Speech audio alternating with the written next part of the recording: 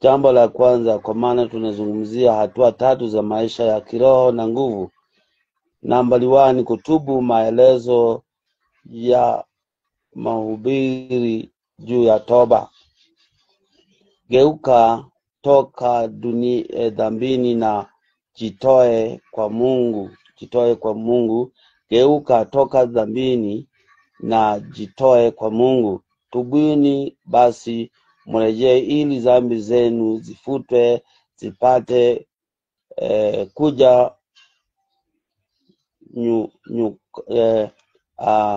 nyakati za kuburudishwa kwa kuwako kwake Bwana. Matendo mlango wa 3 mstari wa 19.